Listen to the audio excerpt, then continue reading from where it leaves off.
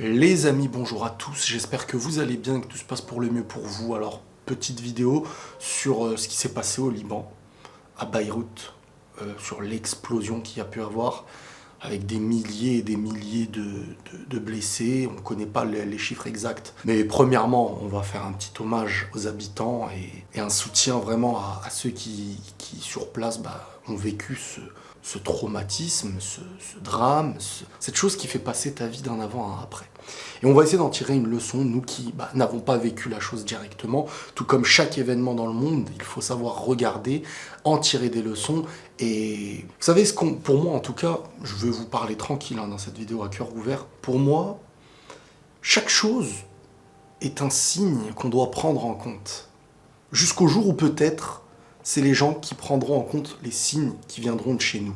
Les personnes qui ont vécu cette explosion qui, en quelques secondes, a dû emporter je sais pas à peu près quel nombre des centaines peut-être, voire des milliers, je sais pas, de vies, en tout cas de blessés, mais dans l'eau il y a eu des morts. En quelques secondes, en un claquement de doigts, des gens qui sont exactement comme vous et moi. Des personnes qui, à l'instant, pensent à leur avenir, qui, à l'instant, ont des projets, vivent le moment présent et ne se soucient presque de rien. En quelques secondes, tu perds tout. Et imaginez le moment de la personne à l'instant même où la mort est en train de la toucher. Au moment même où tu ne réalises même pas ce qui est en train de se passer. En une fraction de seconde, tu te dis, purée, j'aimerais tellement revenir quelques minutes auparavant. J'aimerais vraiment pouvoir me satisfaire des plus petites choses que je possédais. Ne serait-ce que humainement et ne serait-ce que dans l'accompagnement, ce qui m'entoure. C'est toujours comme ça, peu importe l'événement. Que ce soit un moment où vous êtes face à la mort, un moment où vous craignez pour vous, un moment de maladie.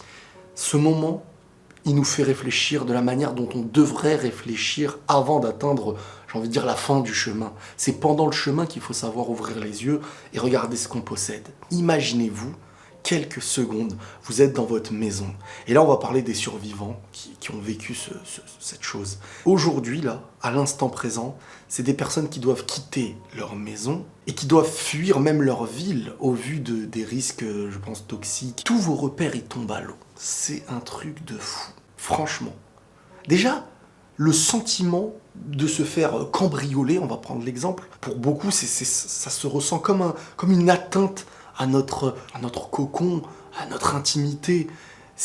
Pour certains, c'est un traumatisme de voir leur maison totalement en ruine au sol avec tout par terre. Là, d'un coup, vous voyez votre ville, votre maison, et vous devez fuir cet endroit. Pour aller où ? Vous savez plus. Vous n'arrivez plus à penser sur les années, vous espérez seulement dormir vivant le soir qui arrive. C'est une vision de la vie qui change d'un coup. Et ça devrait être notre rappel. D'essayer de se rappeler de nos bienfaits qu'on oublie tous les jours en fait. Le fait d'avoir un toit, c'est tellement une chose des plus basiques pour nous qu'on oublie que c'est un grand bienfait, de pouvoir manger à notre faim. C'est un discours un peu bateau que tout le monde peut entendre et réentendre. Mais c'est face au traumatisme et c'est face à des choses comme des grands événements malheureux que l'on doit normalement, nous aussi, même si on n'a pas vécu la chose directement, on l'a vécu à travers le regard. Et le regard doit nous mener à une réflexion et à une évolution, à quelque chose de responsable, à une réflexion qui nous donnera du recul. Et au final, c'est bénéfique pour nous. Ce qui arrive ailleurs peut nous toucher. On a vu récemment avec le Covid, du jour au lendemain, on se retrouve tous à la maison. Du jour au lendemain, des entreprises ont fermé. En fin de compte, sur Terre, il y a les choses qu'on contrôle pour nous, mais on ne contrôlera jamais ce qui va nous tomber dessus.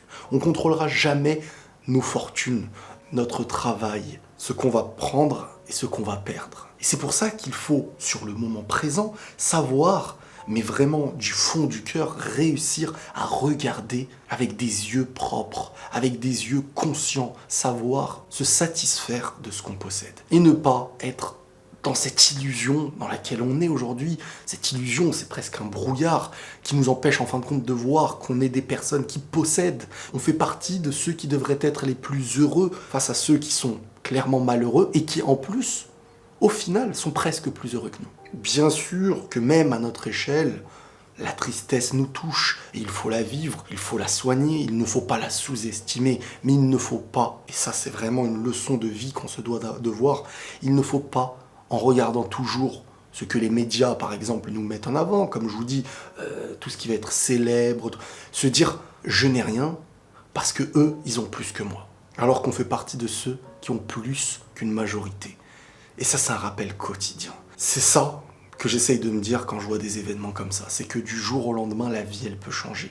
Du jour au lendemain, chaque instant doit être vécu intelligemment, doit être vécu passionnément, mais avec une conscience. Une grosse pensée. Alors je ne sais pas si parmi vous, il y a des gens du Liban, mais quand même une grande pensée pour vous. Et bien entendu, pour tout événement qui peut toucher dans le monde entier tous les opprimés. Faites attention à vous, prenez tous soin de vous, et la paix sur vous.